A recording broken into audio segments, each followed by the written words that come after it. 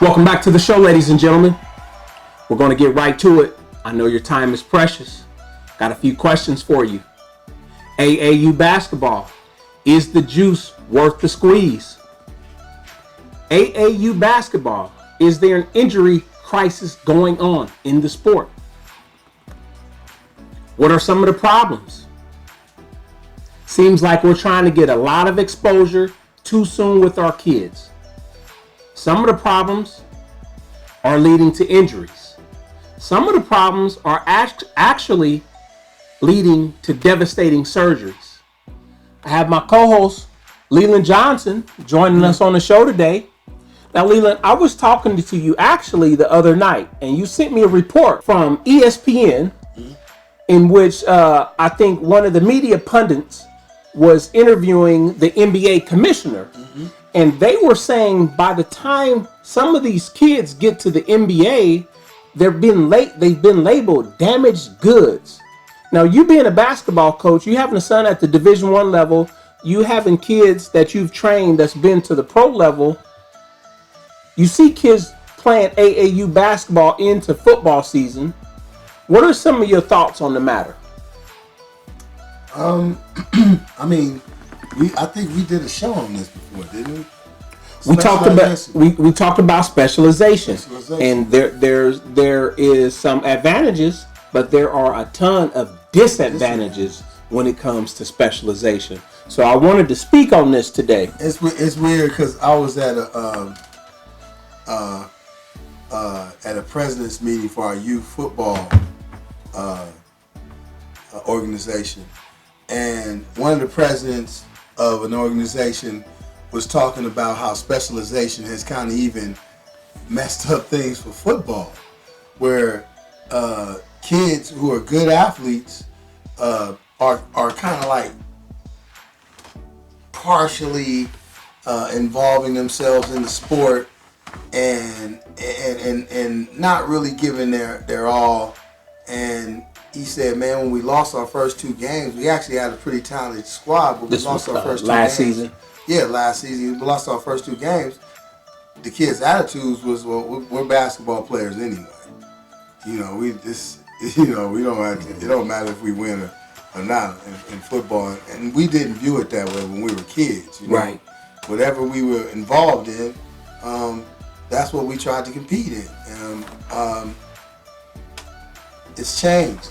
And it's not the kids. We can't blame the kids. You can't. It's more so we're talking to the parents. This weekend I was talking to someone who is involved in the AAU situation. Matter of fact, this weekend their son will be playing in a tournament here in the state.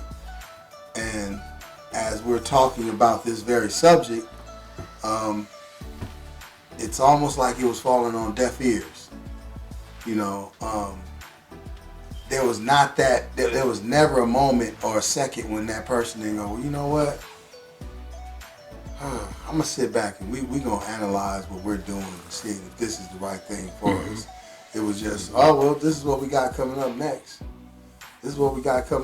So a lot of this is on the parent. Yeah, you can see that they schedule so many tournaments out, and then you have the coaches selling the kids to stay on the team, and then they're hyping up. A prime example of that is like the last basketball tournament, or at least one of the last basketball tournaments that I'm hearing is in Las Vegas next weekend, where I have, some folks going out there that play AAU basketball, and they're not even in high school. They're 6th, 7th, and 8th grade. And right now, that kid is a multi-sport athlete. He plays football, but you're playing basketball right now when it's time to be getting the skill work, the strength training, the speed workout in for football. So it's like, okay, we got one more tournament. Yeah. Let me get this tournament out the way, and then we can focus on football. So it goes back to what the brother that was the president said to you. They don't see themselves as athletes. They see themselves as just basketball players. And then the other sport, that's an afterthought.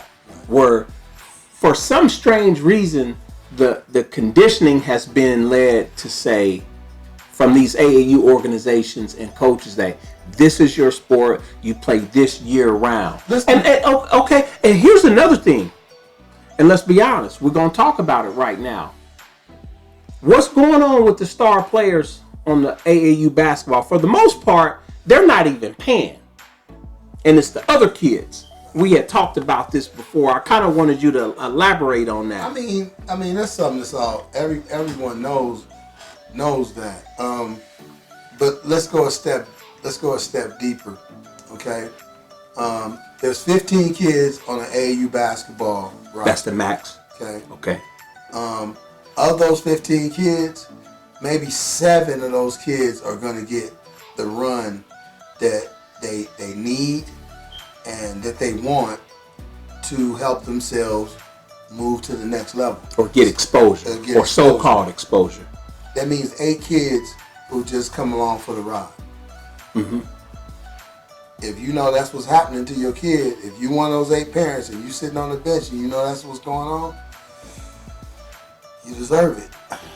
You know? So basically, now let me paraphrase. But those 8 kids, let me say this. Those 8 kids, this is the process they should be taking though. Okay? Process they should be taking is this. You play a school basketball season. Most of our coaches are on huddle. Okay? As a player and as a parent, what you should be doing is you go back to huddle, you look over that season. In that season, you're going to find some things that kid needs to work on. The proper way things are supposed to be done is you guys view that. If there's somebody that you need that's more of an expert that you need to watch the tape, have them watch the tape, come back, diagnose it, tell you what you need to work on.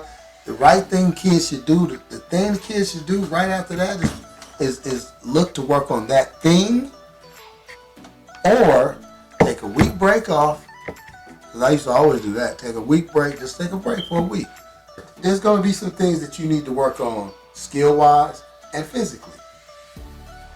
There's going to be some things you need to work on skill-wise and physically. It's up to you on which way you want to approach it. I would probably go work on the skill set because it gives the body a little rest. And then work on whatever physical hang-ups or anything that disabilities you may have had. Then you can start the process of working on those things. Yeah, and then I would even argue that it probably depend on the athlete because, you know, what they're saying from the NBA coming down, why would you go finish a season and then jump right back on the court, at least do some strength training at the same time so you can strengthen the ligaments, the tendons, and the muscles around the ankles, knees, the hips, and the shoulders, because what they're saying is this is coming down from the orthopedic surgeons, that they're seeing more surgeries for kids under the age of 14, surgery at the knees, ACL surgeries, ankle surgeries, at the shoulders, that it seems like, I think they mentioned one doctor, don't quote me on this, but in like a 2 or 3 year span, he went from 100 surgeries to performing over 400 surgeries on all younger kids. You know, this is an interesting topic. We're going to have some fun with this. We're going to take a break for a second. We're going to take a break for a minute, and we're going to come back, and we're going to get to, we're going to keep chopping at this and wrestling with this. So you folks listening, we have some intelligent things that y'all need to consider when it comes to your youth athletes. Once again, this show, ladies and gentlemen, is brought to you by Kinfolkz Entertainment. So this is what I want you to think about today. I want you to get over your fear of being alone. I really want you to think about that. You don't always have to have a girlfriend. You don't always have to have a boyfriend. If you're an artist, take your art to the studio sometimes by yourself. You don't need all your homeboys to go to the studio. If you're working on a work, do it alone. You don't always have to have cheerleaders because nobody's going to support your dream better than you. So quit always looking for outside help. Quit always feeling like you have to be with somebody. You don't have to be with anybody. All you need is you. Welcome back to the show, ladies and gentlemen. AAU basketball. Is the juice worth the squeeze? Is there a crisis going on in AAU basketball? We've been talking about this with my man Leland. Injuries have gone up. Surgeries have gone up. We have a problem here. How are we going to fix this problem as a country, as a basketball community? I'm already, the commissioner of the NBA is talking about their powers that be that want to come down and it's going to end up being regulated. It's the way that youth sports is now. It's not going to remain that way. Everybody across the country have an institution overseeing their youth sports, and I think this is the last bastion. This is the last place where we do it the way we do it now. It's going to change. There are going to be powers to be that come in and regulate it. But for right now, until that happens, as a parent, coach, again, the process we were talking about after your season is over, diagnose what your physical inabilities are, diagnose what your skill inabilities are, and you should go and start working on those things. That increases your chances of moving to the next level more than just going out and compounding bad habits, working on bad habits, on bad habits over and over and over again. Yeah, and you can see from a just a broad landscape, you could see how the whole ecosystem of sports, and in particular basketball, is affected because, 20, 30 years ago, guys were staying in college for 3 years. They were staying in college for 4 years or becoming a fifth-year senior to develop their game. Now we have more kids that are interested in one and done, because that's the thing to do is I'm going to get better playing a whole bunch of games while I'm young so I can get the exposure. If I happen to have good grades, maybe I could go to a Power 5 school where I can get out after 1 year or 2 years. And let's be honest, that's not the reality for all the millions of kids that start playing basketball at 7 years old. And I'm not saying don't dream, but if you're a parent involved, you're a young sports coach involved, you have to be objective and you have to explain, especially you former coaches that used to play. You have to share your subjective experience. I'm pointing to y'all. If you're a former sports coach and you're playing, you got kids that might play 30 or 40 games in a high school season, and then after that you roll into AAU basketball, and then some kids have been known to play 100 games. You just got to know your place. As a parent, you got to know your kid. You should know your place. And be honest with your kid. I think that was the best thing that I could do, was just be honest with my son. Wasn't always the best, man. So you have to move him to situations where if confidence is something that you really are trying to foster and baby, then get them in that situation, but work on getting that confidence a lot stronger so that when they get in that elite level competition, they're able to handle themselves. Not every kid comes out of the womb just ready to go get it. It's a taught process. You know what I'm saying? That's right. You teach a kid how to be competitive. You teach a kid how to be regimented and disciplined, and that's right. And obtaining their goals. You know what I'm saying? And a lot of these situations, or a lot of these parentals or parents that have kids involved in youth sports, they're just throwing their kids in a pile and trusting some individual who is not trying to reach every kid, but just trying to collect some checks so he can move on to the next season. And it's gotten worse and worse as the years have gone by. So. I agree with you, because you can't play 10,000 games or overcome your fears playing 10,000 hours of games in practice. Right. At some point, you have to address your deficiencies. And most of the time, the confidence or lack thereof is going to be because you're not strong enough, you're not fast enough, you're not big enough, you're not mobile enough. So if you look back at the Eastern Bloc, why don't you AAU coaches, you parents that's listening to this, think about training 15 to 20 hours for every 2-hour game, and watch how your game changes. That's it. Approach it from a football standpoint. Once a week, 15, 20 hours, then go play the game. I mean, having a person like we didn't have people like you and me around to give us the necessary knowledge that we have now. Correct. To be the athletes that we wanted to be. Kids have that now, so it's no excuse. Parents, you have that now, so it's no excuse, So you. But here's the thing, Leland. I've often heard you say that common sense is no more. And now, when you look at the days and times, because we have YouTube, Instagram, all these social networks, it's like when I go to a restaurant, I like the power of three. Right. But now you have a million things to look at and distractions, and some people don't even know what's real. They don't know what's real from the bull spit. And I think y'all can feel what I'm talking about. Hey, because like I told you, I was talking to my relative yesterday as we were talking. I'm kind of giving him like, look, I'm talking to you. So when you was talking to him, how was he responding to you? It was almost like he didn't hear me. Because I pulled out Travis Daugherty's book, The Lens. Okay, you pulled out the lens on him. Okay, I pulled the lens out, and I said, in this book here, there's an illustration of a bunch of cows traveling towards a cliff. Mm-hmm. And you can see some of the cows going off the cliff. But in the middle of the pile, there's two cows, and they're talking to each other. And one cow asks the other cow, said, where are we going? And the other one says, I don't know, but it seems like it's a cool place. Everybody else is going.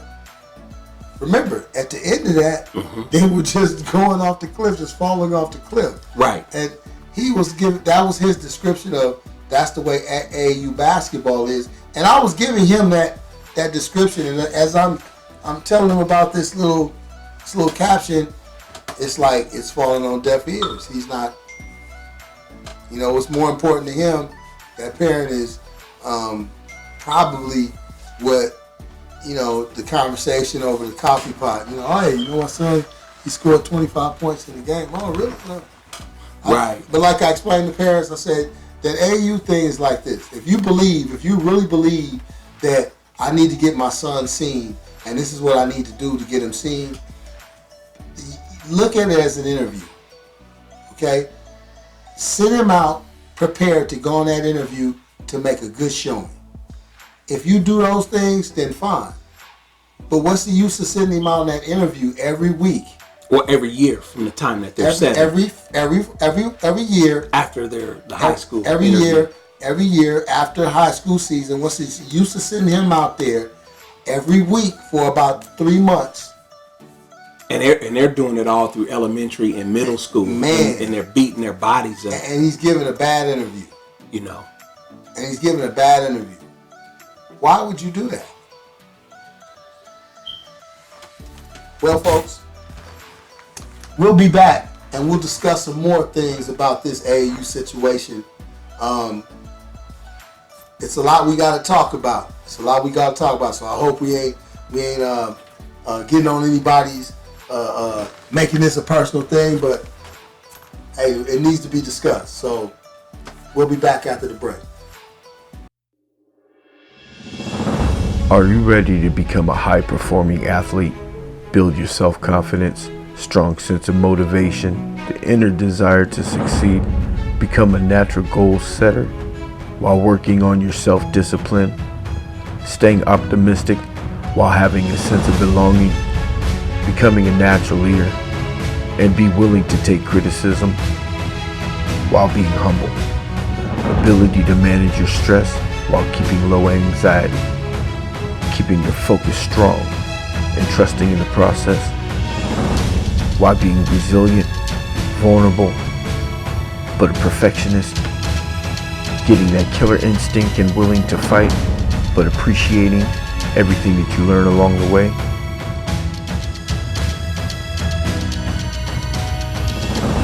We'll sign up today. Ball players. Welcome back to the show, ladies and gentlemen. I appreciate y'all joining us. We're getting into the fourth quarter of this basketball game. AAU basketball. Is the juice worth the squeeze? Is there an injury crisis going on in AAU basketball? And I think one of the problems, Leland, as we were discussing earlier when it comes to training, the kids might see somebody like a Kobe or LeBron or whatever star of the day is doing some prehab work, doing some Bosu ball stuff, some basic balance stuff, and think that that's legitimate strength training.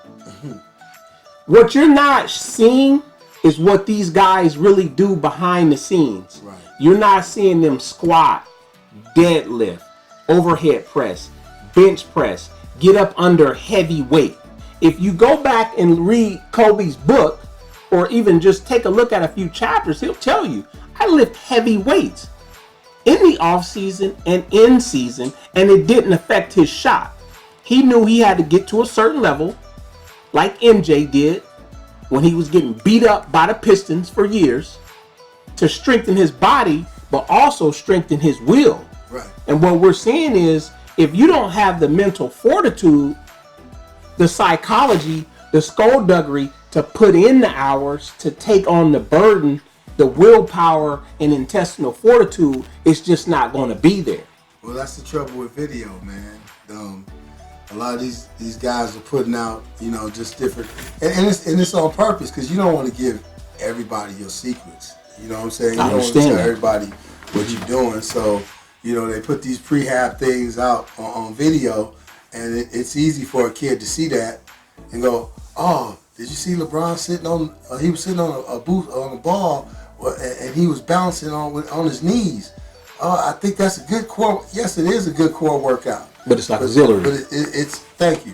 It's something that he's doing to prepare him for something else, and the something else is what you're not seeing. Right, and I'll get back to that, because the something else is the general work that needs to be done to build your body and mind up. Later, you can get to the specialized training, but a certain amount to get you built up to where you need to be, you have to create the general foundation and have a work ethic by doing the basic lunges, your basic body weight calisthenics, then moving on to light barbell work, then getting to a point to where you can do heavier loads or more sophisticated stuff or specialized stuff. Right. But thinking you could just sit on the Bosu ball or stand up and dribble the ball, like that's going to better your game. No, they're doing something to test the mobility or the stability of the ankles. Right. It's not a cool drill. Right. You know what I mean? What's cool is when you get up under a barbell. What's cool is when you could do 50 push-ups. Right. What's cool is when you can body weight squat or body weight lunge without falling over. Right. And we see star players. I mean, think about this. Just last week, we were training our youth football kids, doing some sports performance training. And I'm not going to say any names because I don't want to badmouth anybody. We're going to, what do they say? We got to protect the guilty.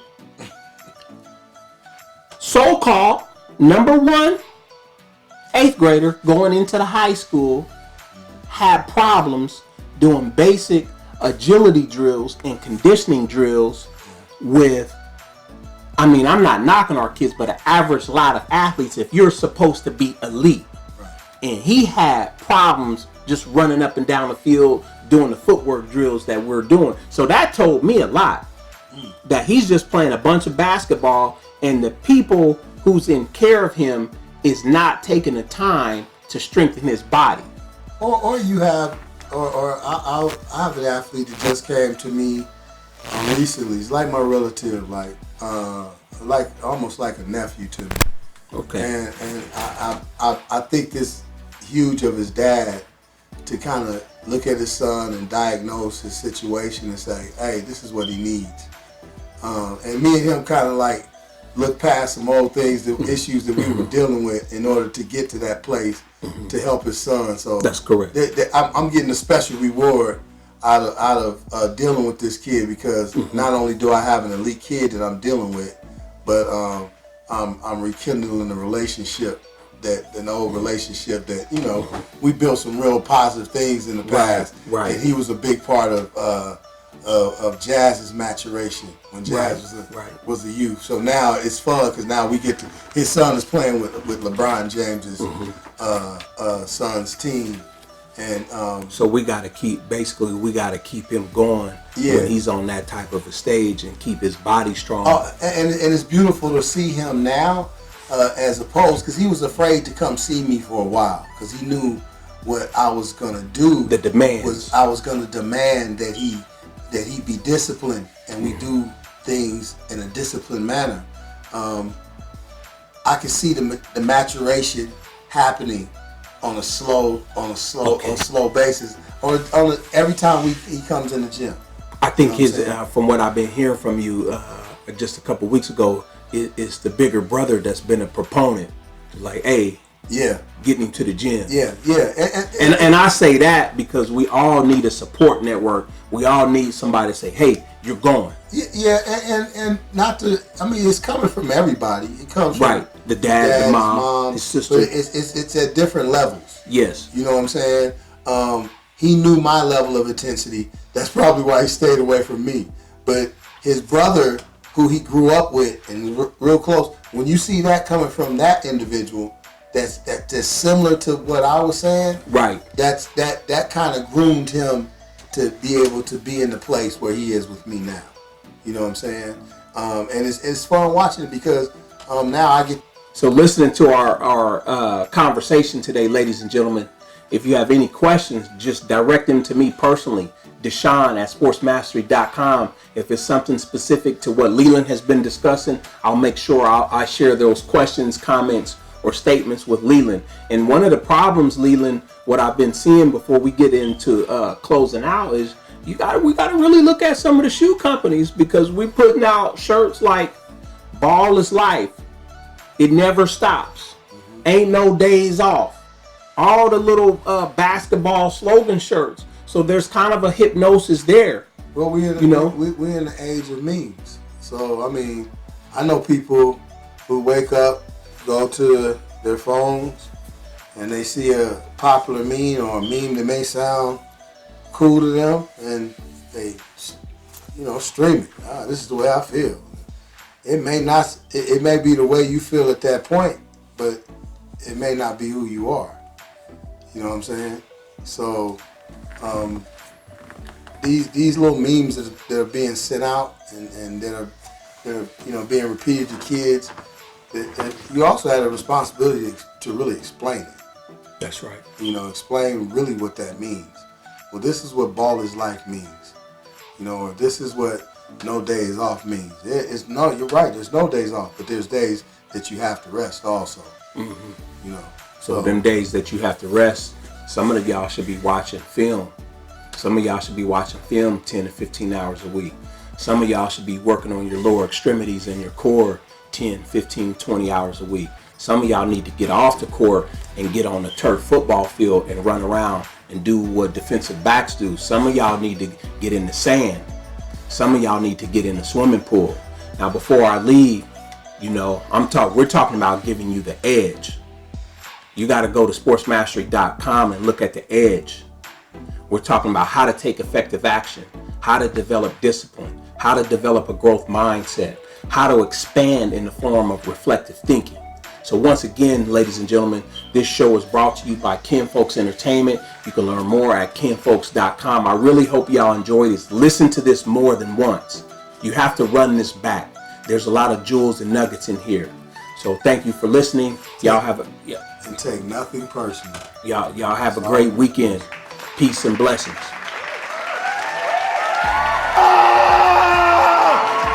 How many of you know working out on an off day after a back-to-back? I died for this, dog. I live for it. Sorry for greatness out here, fellas.